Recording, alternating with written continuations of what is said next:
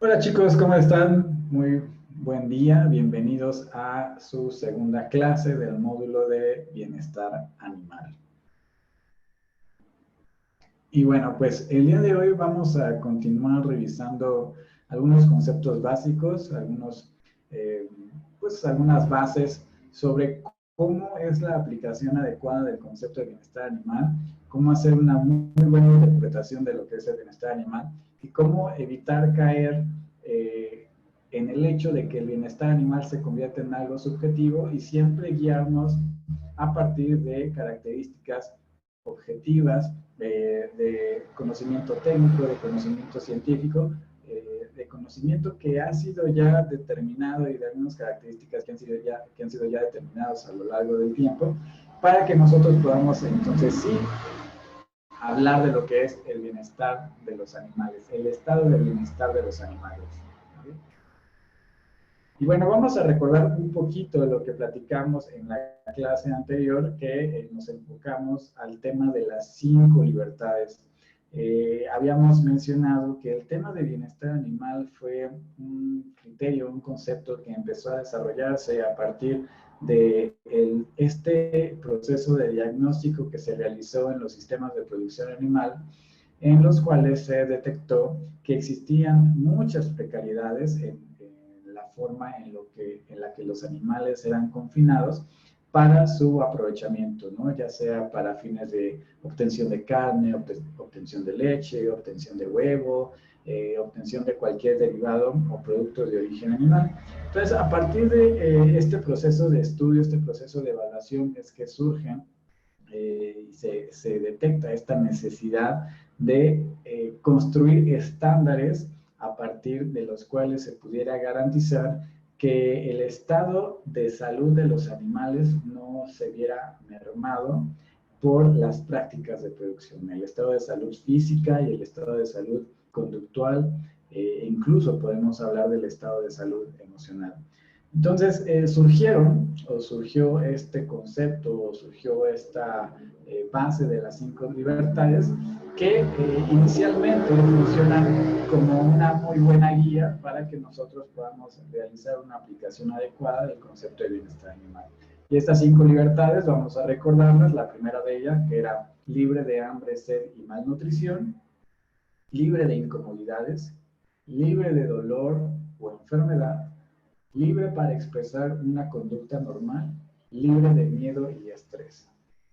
Y es importante hacer énfasis en el hecho de que estas libertades y este concepto de bienestar animal surge de los sistemas productivos y es reciente su incorporación, o sea, es natural, pero es reciente su incorporación a la evaluación del estado de bienestar de los animales de compañía. Porque podría pensarse naturalmente que los animales de compañía, al tener una función zootécnica y tan estrecha, una relación tan estrecha con los seres humanos, pues podría pensarse que su estado de salud y bienestar no está realmente comprometido. Y esto, pues lamentablemente no sucede así. Lo cierto es que cualquier animal en condiciones de cuidado humano es susceptible de padecer ciertas anomalías y que pongan en riesgo su estado de salud. Ya hablamos de salud física, conductual y emocional. Sin embargo, la aplicación de estos criterios de las 5 libertades nos tiene que invitar a reflexionar si efectivamente es posible cumplir con todas ellas cuando se habla de animales en condiciones de cuidado humano, es decir, animales en condiciones de cautiverio o los animales de compañía. ¿Es posible realmente cumplir con todas estas libertades? Es decir, ¿existen o podrían existir momentos en los que los animales se vean sometidos a condiciones de estrés o a condiciones de miedo a razón de cubrir alguna otra necesidad? Les voy a poner un ejemplo muy sencillo. Cuando un animal visita la estética canina, pues es natural que sienta estrés, que sienta miedo, incluso que se sienta incómodo, y en ese momento su estado de bienestar animal podría verse comprometido, ¿A razón de qué? A razón de que le queremos proveer la posibilidad de que a futuro su estado de bienestar sea estable. ¿Por qué? Porque lo llevamos a un servicio de estética a fin de que la condición de su piel y su pelo pues sean saludables y que no pongan en riesgo su salud por la presencia de ectoparásitos, la presencia de posibles agentes infecciosos, etcétera, etcétera, ¿no? Te voy a poner otro ejemplo, la visita al médico veterinario. Una visita de rutina al médico veterinario pues puede ser una situación de estrés, una situación de miedo, en la que los animales pues se ven vulnerados en ese sentido, a razón de que, bueno, de que se les va a aplicar un medicamento, una vacuna, se va a hacer una revisión, un proceso de contención que va a corromper su estado de bienestar en ese momento para garantizar su estado de bienestar en un segundo momento. Es decir, el estado de bienestar animal se evalúa en momentos específicos de acuerdo a razones específicas, de acuerdo a circunstancias específicas en las que el contexto siempre se debe considerar, ¿no? ¿Qué necesito para cumplir con el estado de bienestar de los animales? Pues, evidentemente, conocer cuáles son sus necesidades, ¿no? Es imposible que una persona que sea amante de los animales, que sea amante de los perros o de los gatos, por ejemplo, es imposible que esa persona luche o garantice o promueva el bienestar de los animales si carece del conocimiento científico y técnico que garantiza precisamente el estado de bienestar de los animales. Es decir, no porque yo pretenda pues tener cierto gusto por los animales, de manera automática me hace una persona conocedora de los animales, conocedora de sus necesidades. Entonces yo tengo que estudiar, tengo que prepararme, tengo que conocer realmente cuál es la naturaleza de la especie para que entonces sí yo pueda promover el bienestar animal. ¿Cómo evalúo el bienestar animal? Bueno, antes de cómo evalúo el bienestar animal, este es un tema muy importante y te invito a reflexionarlo. ¿Quién es responsable del bienestar animal? ¿Quién es realmente responsable del bienestar de los animales? Recordemos que el bienestar animal es un concepto que deriva de los procesos de producción y de obtención de productos o derivados de origen animal, por lo cual el bienestar animal está ligado prácticamente en todos los momentos de nuestra vida. El bienestar animal, o es responsable del bienestar animal la persona que trabaja con animales, es responsable del bienestar animal el propietario de los animales, es responsable del bienestar animal la persona que elige un producto de origen animal y que decide verificar o no que ese producto cumpla con las normas establecidas de bienestar animal. Algunos de ustedes conocerán el concepto de los productos tipo inspección federal y aquellos productos que no son tipo inspección federal. Es decir, algunos productos de origen animal, carnes y derivados, pues deben traer un sello que garantice que el sistema de producción provee el estado de bienestar de los animales durante todo su proceso, ¿no? O por lo menos durante ciertas etapas de su proceso. Ahora, el bienestar animal, como puedes darte cuenta, depende y es responsabilidad de prácticamente todas las personas, ¿no? Sea de manera directa o indirecta. Evidentemente del médico veterinario, de los propietarios de los negocios, de los propietarios de mascotas, de los consumidores, de las instituciones públicas y privadas, porque no podemos olvidar que el bienestar animal es un tema de salud pública y de los productores, ¿okay? Entonces, ¿podríamos pensar que el bienestar animal es responsabilidad de la sociedad en general? Por supuesto que sí, podemos hacerlo. Y así es. El bienestar animal depende de todo.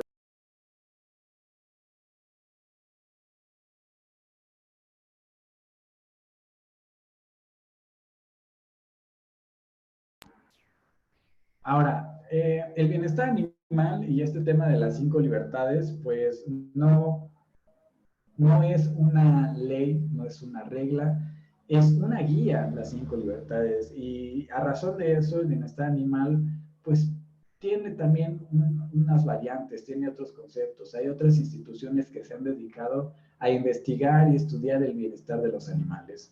Una de ellas es el Centro de Educación de Bienestar Animal de los Animales de Granja. Esta es una institución en Madrid y nos habla de que el bienestar animal incluye tres conceptos, tres elementos. El primero de ellos, el funcionamiento adecuado del organismo. ¿Sale? Aquí lo tenemos. Lo que, entre otras cosas, supone que los animales estén sanos y bien alimentados. Supone que están sanos y bien alimentados porque, de no ser así, el organismo no trabajaría de forma correcta. El segundo elemento es el estado emocional del animal, incluyendo la ausencia de emociones negativas, tales como el dolor y el miedo crónico. No solamente se trata de que estén bien, de que estén a gusto, de que se sientan en un estado de confort, que se sientan cómodos, sino evitar que se sientan mal, evitar que tengan dolor, evitar que tengan miedo, evitar que pasen por algún periodo de angustia. Y este último elemento, que coincide también con el de las 5 libertades, la posibilidad de expresar algunas conductas normales propias de la especie. Ahora, aquí se toca un detalle muy importante. Algunas conductas normales propias de la especie. Esto quiere decir que el estado de bienestar animal está ligado a la posibilidad de que los animales se expresen de manera natural, pero no necesariamente a que expresen todas sus conductas. Y esta es una importante diferencia con el tema, por ejemplo, con la guía de las 5 libertades, ¿no? Las 5 libertades nos hablan de la posibilidad de que el animal exprese conductas propias de la especie, pero en este caso nos da la oportunidad de hacer un manejo o quizá de eliminar algunas conductas. Dice, es importante tener en cuenta que no todas las conductas son igualmente importantes en lo que al bienestar del animal se refiere. Desde un punto de vista práctico, la indicación más clara de que una conducta es importante en sí misma es el hecho de que el animal muestra una respuesta de estrés o manifiesta conductas anormales cuando no puede expresar la conducta en cuestión. O sea, ¿qué quiere decir esto? Que hay conductas que necesariamente deben manifestarse, que son naturales, que son propias de la especie, y que hay conductas que podríamos llegar a eliminar y que no significarían un riesgo para el estado de bienestar de los animales. Un ejemplo de esto, ¿qué sería? Bueno, pues un perro necesariamente tiene que ladrar. No podemos evitar que un perro ladre porque eso forma su mecanismo de comunicación. Ellos así lo hacen. Pero ¿qué sí podemos eliminar? Una conducta reproductiva, por ejemplo, a partir o a través de la esterilización. ¿Qué sucede? Que nosotros eliminamos una conducta reproductiva que no pone en riesgo la salud o el estado de bienestar de los animales, dado que no existe una respuesta de estrés, no desarrollan conductas anormales y por el contrario tienen un impacto positivo en su salud a largo plazo. Debemos hablar en algún momento que la esterilización temprana implica el mejor estado de salud de los animales, no solamente en términos de salud pública, sino disminuir o incluso eliminar la posibilidad de que se lleguen a presentar algunos procesos infecciosos o procesos tumorales. ¿Okay? Bueno, ¿qué nos dice esta organización? Nos dice que el bienestar animal es un enfoque multidimensional. Hace una pequeña crítica al tema de las 5 libertades porque parecería que algunos puntos se sobreponen. Es decir, cuando se habla de libertad de hambre, sed y malnutrición, pues evidentemente se está hablando de que un animal está sano, que es libre de dolor o enfermedad, que es libre de miedo o estrés, es libre de incomodidades. O sea, prácticamente todas ellas, todas estas libertades, estas 5 libertades están superpuestas en sí mismas. No se puede hablar de una en ausencia de otra, porque no se estarían cumpliendo totalmente. Y por eso es que esta organización nos presenta una opción distinta para evaluar el bienestar animal, donde además ya vimos que incorpora esta diferencia tan importante como es la posibilidad de eliminar algunas conductas que no tienen un impacto o no tendrán un impacto negativo en el estado de bienestar por su modificación conductual. ¿no? Tenemos otra organización europea y a diferencia de las 5 libertades, a diferencia de los 3 elementos que nos supone la organización anterior, bueno, pues en este caso la Unión Europea, ¿no?, nos habla de los 12 criterios de evaluación de bienestar animal. ¿Okay? La Unión Europea, esto se trata de una red de evaluación de bienestar animal, donde tú vas a poder encontrar mucha información sobre ellos en Internet, pero básicamente nos presenta estos 12 criterios. Y esto es un tema muy interesante porque es como si agarrara las 5 libertades o los 3 elementos y los desglosa en 12 criterios, ¿okay?, más detallados y que corresponden y que podemos evaluar de acuerdo a la naturaleza de cada especie. Vamos a hablar de ellos. La buena alimentación. ¿Qué quiere decir la buena alimentación? ¿No? Dice ausencia de hambre prolongada y ausencia de sed prolongada. Esto nos da oportunidad a pensar, ¿no?, a tener la noción clara de que quizá durante un proceso de condicionamiento es adecuado y es una técnica desarrollada, pues suprimir un poco la cantidad de alimento que consume el animal para que nosotros podamos incorporar o utilizar el alimento precisamente como un refuerzo positivo durante las sesiones de condicionamiento, durante las sesiones de entrenamiento. Entonces, por eso nos dice la ausencia de hambre prolongada y la ausencia de sed prolongada. ¿Okay? Durante un procedimiento quirúrgico, es natural que los animales tengan que permanecer o pasar por un periodo de ayuno, y eso no quiere decir que estén en mal estado. No quiere decir que se esté violando su estado de bienestar animal, simplemente se está actuando de acuerdo al contexto, al momento específico, ¿no? Claro que si estamos hablando de un animal en un estado de hambre o sed prolongada, 24, 48 horas, pues entonces ya podríamos pensar que su estado de bienestar animal se está devaluando, ¿no? Buen alojamiento. ¿Qué quiere decir un buen alojamiento? Un área de descanso confortable, ¿okay?, de acuerdo a las necesidades de la especie. Un área de confort térmico, de acuerdo a las necesidades de la especie. Quizá en perros y gatos esto nos podría parecer muy lógico, pero cuando hablamos de otros animales, por ejemplo reptiles o anfibios, que son animales cuya temperatura corporal depende totalmente de la temperatura del entorno, entonces es un criterio bastante importante. Y facilidad de movimiento. No solamente se trata de que estén en un lugar seguro y que tengan confort térmico, sino que ese lugar seguro y de confort térmico, pues que les permita llevar a cabo su locomoción de manera natural, ¿no?, y que no impide el desarrollo de ciertas conductas. A lo mejor sí, en una jaula tipo kennel, pues los animales pueden estar muy cómodos, pero si están ahí durante 48 o 72 horas, pues seguramente ya no hay facilidad de movimiento, ¿no?, ya no hay posibilidad de una locomoción natural, y esto podría generar el desarrollo de conductas anormales. Buena salud. ¿Qué quiere decir buena salud? Ausencia de lesión, naturalmente, ausencia de enfermedades, ausencia de dolor inducido por el manejo. ¿Okay?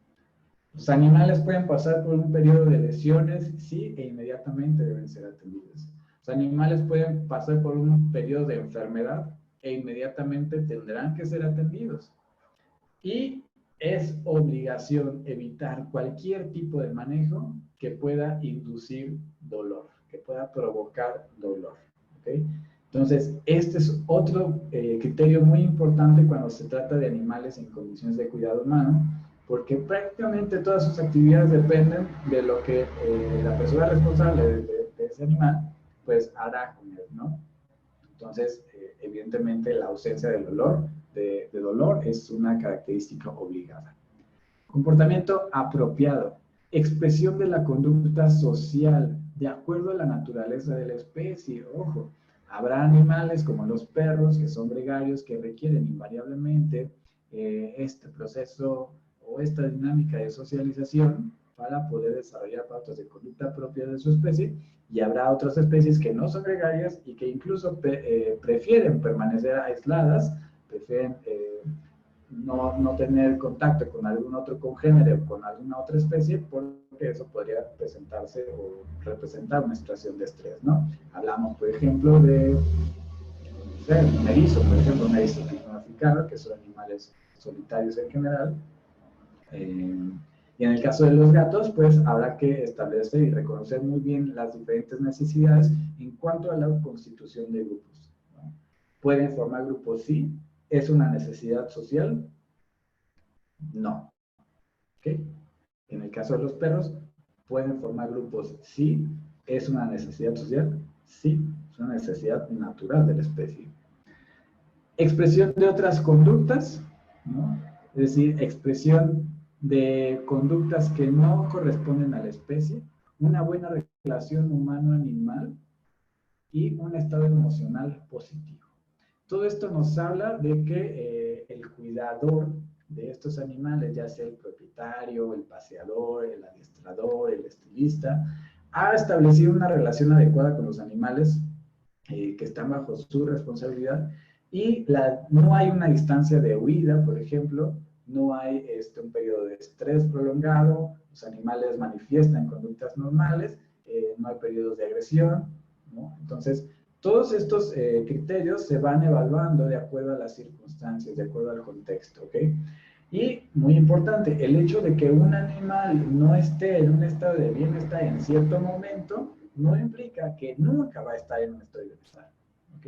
Nosotros podemos quebrantar el estado de bienestar durante los servicios que vamos a proveer, pero, vamos, si lo vamos a hacer, pues tendrá que ser de una forma moderada, es decir, no porque tenga yo permitido causar cierto estrés, quiere decir que voy a causar el máximo estrés, todo lo contrario.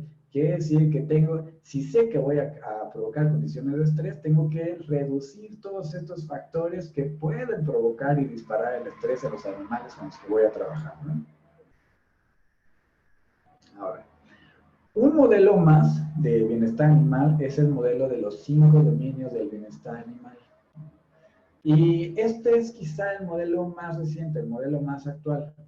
¿Cuál es el objetivo de esto? Facilitar el entendimiento y evaluación del bienestar animal, ¿no? Se divide en 4 dominios físicos o funcionales y un dominio mental.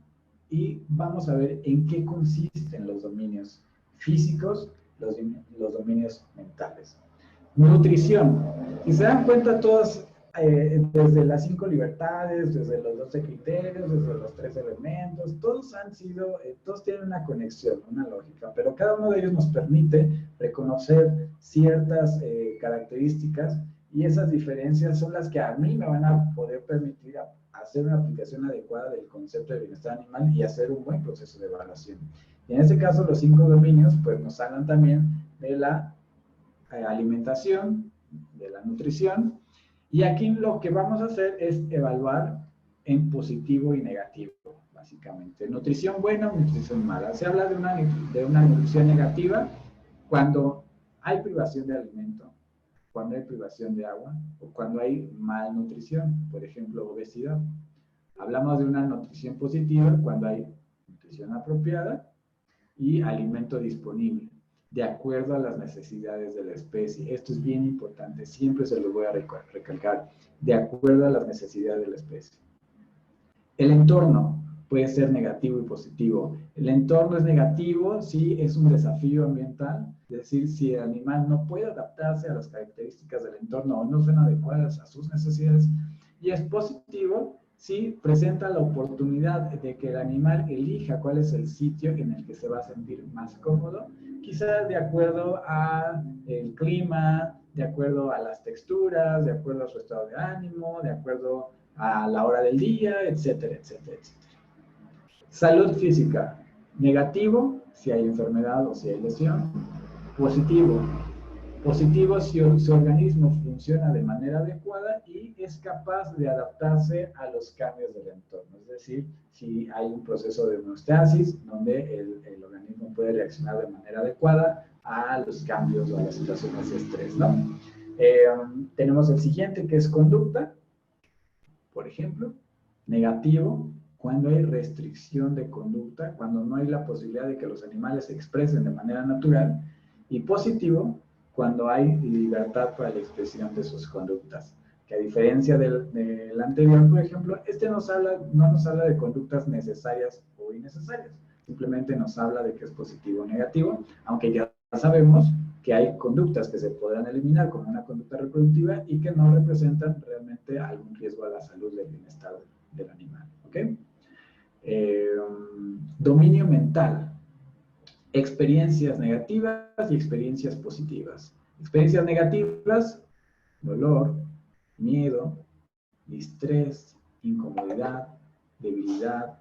Tenemos varias otras, aburrimiento, frustración, enojo. ¿Qué quiere decir esto? Todo aquello que le pueda causar una experiencia negativa emocionalmente, ¿no? No solamente lo físico, no solamente la mala alimentación, no solamente la imposibilidad de expresar algunas conductas, sino que existan circunstancias que significan estrés, representan estrés, que provocan miedo, que provocan ansiedad, ¿no? Que provocan frustración. Eso es una experiencia negativa. Y una experiencia positiva es todo lo contrario, ¿no? Una experiencia de satisfacción, una experiencia de saciedad, una experiencia de logros, una experiencia de recompensas, una experiencia de pues lograr y superar los retos que se presentan, por ejemplo, durante los procesos de aprendizaje, una experiencia de seguridad, brindarle al animal un lugar seguro donde se sienta cómodo, donde no se sienta amenazado, que tenga compañía y afecto. Estamos hablando del dominio mental. ¿Okay? Vamos a ver por acá. Dice, el bienestar animal es un estado en términos de lo que el animal experimenta en forma subjetiva. Eso es bien importante. Lo voy a repetir. El bienestar animal es un estado en términos de lo que el animal experimenta en forma subjetiva.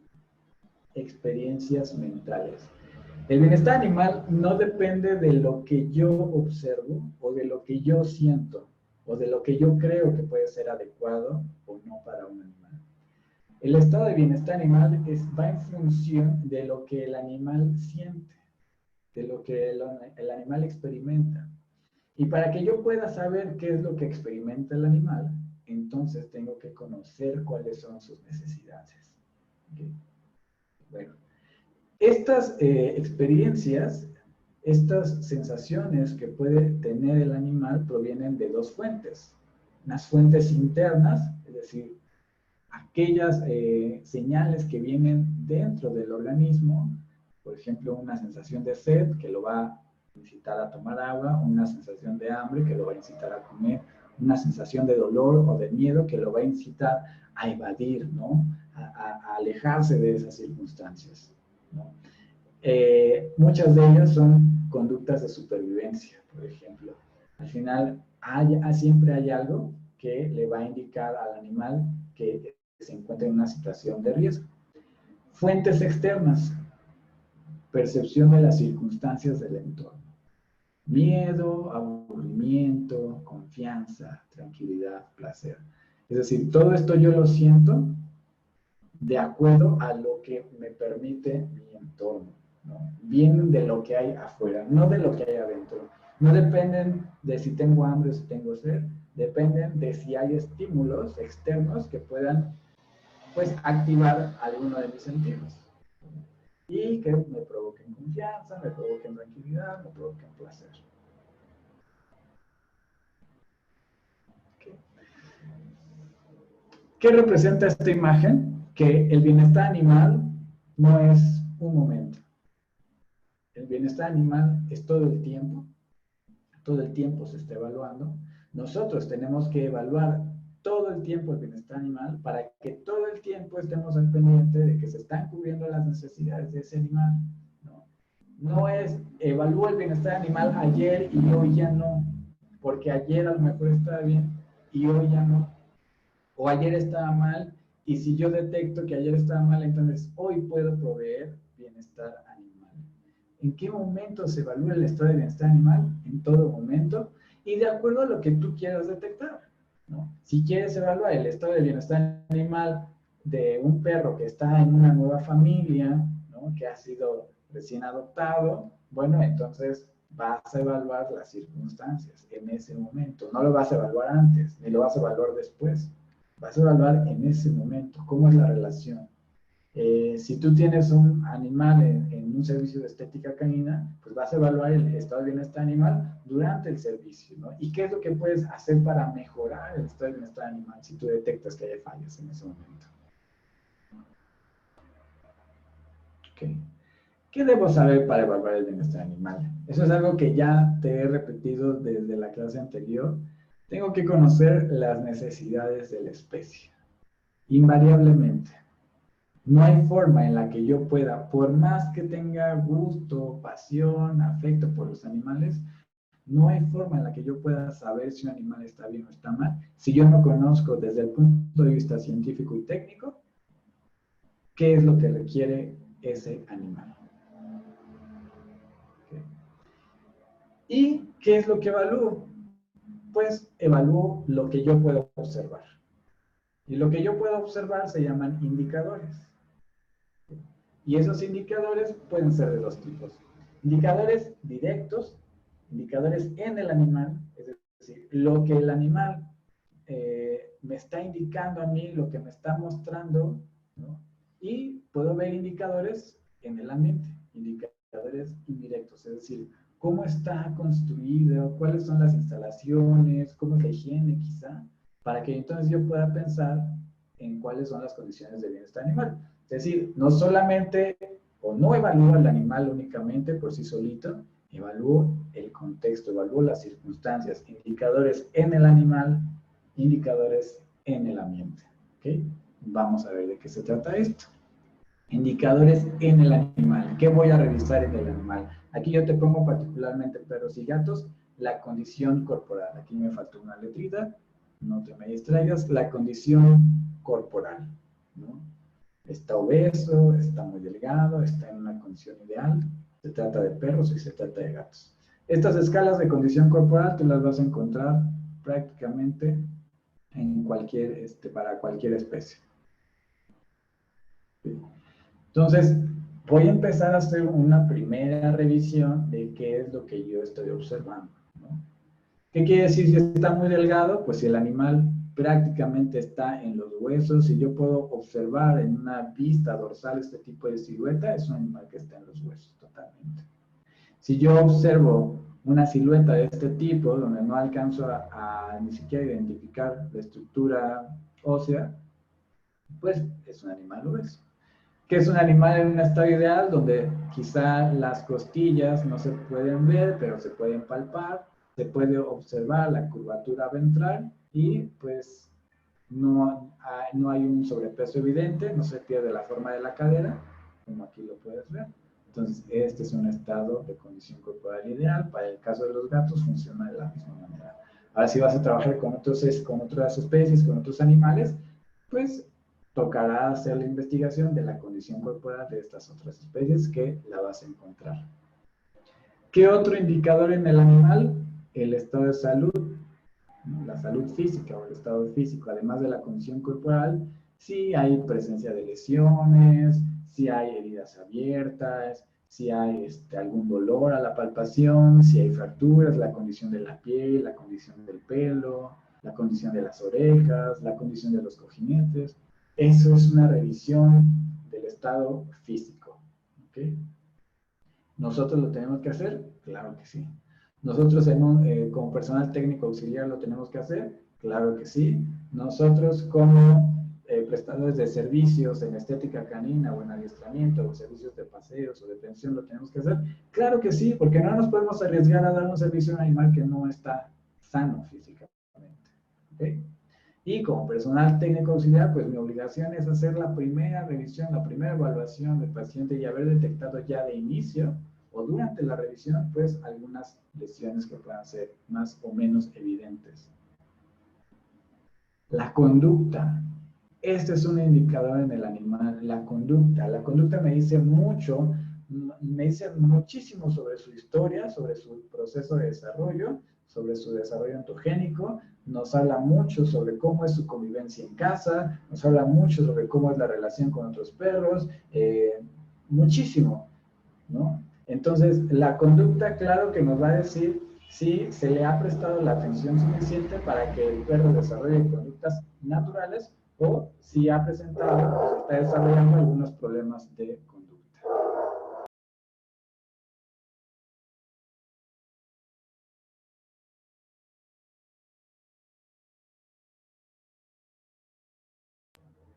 El siguiente indicador es la higiene. Parece algo evidente en esta foto hablar de la higiene de los animales, ¿no?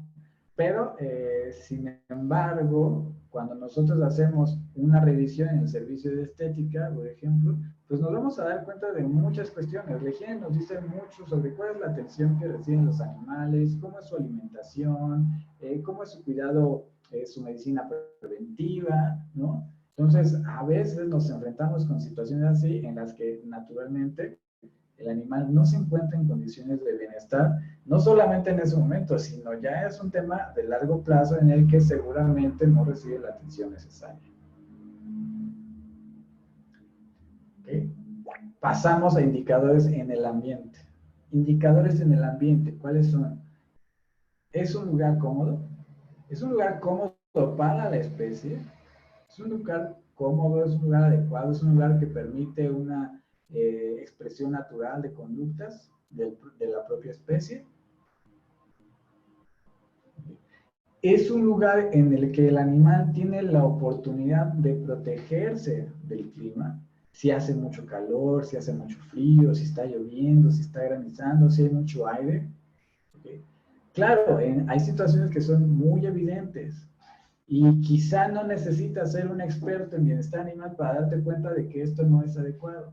Pero sí necesitas ser un experto en bienestar animal para que tú puedas promover el bienestar animal, para que tú puedas hablar de bienestar animal, para que tú puedas evaluar el bienestar animal y realmente llevar a cabo una labor de, pues en favor de la protección de los animales, ¿no? Porque por eso estamos aquí, porque nos interesa el bienestar de los animales. La higiene, lo mismo.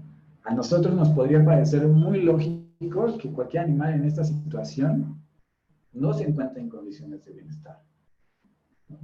No quiere decir que el animal no coma, no quiere decir que no exprese conductas normales, pero evidentemente hay una situación de higiene que pone en riesgo su salud física y fisiológica, ¿no? Estamos hablando de la posibilidad de que adquiera algunos parásitos, algunas infecciones, e incluso nos habla mucho de las condiciones de higiene de los mismos propietarios.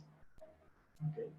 Entonces, es importante hablar de bienestar animal desde un punto de vista técnico, porque el bienestar animal representa muchísimo más que solo la salud de los animales. Aquí estamos hablando ya de un tema de abandono familiar incluso, ¿no? Un tema en el que no sabemos las circunstancias en las que estas personas llevan a cabo su vida. La atención médica, indicadores en el ambiente. Recuerden siempre, el bienestar animal es un tema de salud pública y el control y la prevención de enfermedades es obligado. Atención médica no es propiamente un indicador en el ambiente, no es propiamente un indicador en el animal, pero sí es una necesidad elemental para garantizar que los animales se están desarrollando de manera adecuada. ¿Okay? Que todo el tiempo puedan tener atención médica, la atención médica necesaria. Y el bienestar animal, no solamente vamos a utilizar esos indicadores que nosotros vamos a evaluar quizá de manera visual y que están a nuestro alcance. El bienestar animal es una ciencia que está en desarrollo y se han trabajado en muchísimos otros indicadores que te hablan del estado de bienestar de los animales cuando hay algunas cosas que no son tan evidentes, ¿no? El estado general de salud y su evaluación clínica, por ejemplo, las muestras de sangre, las muestras de orina, nos hablan mucho de los periodos de estrés de los animales, ¿no? El estado reproductivo, si hay éxito reproductivo, nos habla bien del estado de bienestar animal. Si no hay éxito reproductivo, si hay una falla en el proceso de reproducción, nos habla de una ausencia de bienestar animal, de la etapa de vida. Hay animales que ya están en una etapa geriatra y que naturalmente van a tener dolores, van a tener dificultad para comer, dificultad de locomoción, pero eso no quiere decir que no se les deba proveer algunas o asegurar algunos elementos específicos y acordes a sus necesidades especiales. Indicadores hormonales de estrés, por ejemplo, en la orina, en las heces, en el pelo, se pueden medir las hormonas del estrés. Entonces, hay muchos estudios de cómo se mueven estas hormonas de acuerdo a los periodos de estrés, de acuerdo a los periodos de confinamiento, de acuerdo al tipo de manejo de los animales, de producción de los animales en zoológicos, de los animales domésticos. Respuesta del organismo a las enfermedades y tratamientos. Un animal que está bien, que está en estado de bienestar, es un animal que puede afrontar cualquier proceso infeccioso de manera adecuada, cualquier proceso de recuperación o cualquier tratamiento de manera adecuada. Pero si un animal no vive en condiciones de bienestar, no tiene condiciones de bienestar y además tiene lesiones y además tiene procesos infecciosos y además tiene procesos parasitarios, pues naturalmente su proceso de recuperación va a ser muchísimo más lento. ¿Okay? Toda evaluación de bienestar animal requiere conocer el estado normal del animal de acuerdo a su especie. Ojo. No es lo mismo el estado de bienestar animal de una iguana, de una tortuga, de un conejo, de un gato o de un perro. Creo que ya te lo había dicho antes y te lo repito ahora. Evaluar el bienestar animal requiere conocer las necesidades de cada especie y además de cada especie, de cada individuo. Hacer una evaluación individual. Quiero hacer énfasis en que el estado de bienestar animal nos habla muchísimo, no solamente del animal, sino en cómo es la relación que los propietarios han construido con sus animales. Si es un animal sano, podemos pensar que se trata de una persona sana, de una familia sana, sana, completamente sana, o sea, sana en términos conductuales, físicos, fisiológicos, ¿no? Si un animal tiene hiperapego, ansiedad por separación, si es agresivo, nos dice mucho sobre cómo es la relación de ese animal con los miembros de la familia. Si un animal es golpeado, si un animal es maltratado, pateado, mutilado, nos dice muchísimo sobre cómo es la relación de ese animal con los seres humanos. Nos dice muchísimo sobre cómo ese ser humano puede ejercer las mismas conductas de maltrato, de crueldad hacia otros animales o, peor aún, hacia otras personas, hacia niños, hacia mujeres, ¿no? El maltrato animal es uno de los indicadores más importantes de posibles actos de violencia social y familiar. Por eso es que cualquier prestador de servicios para mascotas tiene un papel tan importante en reconocer una situación de riesgo donde a través del estado de bienestar de los animales podemos detectar que puede haber alguna complicación que va muchísimo más allá de nuestro ámbito de trabajo, pero que tiene mucho que ver con un tema de salud pública. ¿Okay? Chicos, hasta aquí dejamos la clase del día de hoy. Muchas gracias por acompañarnos.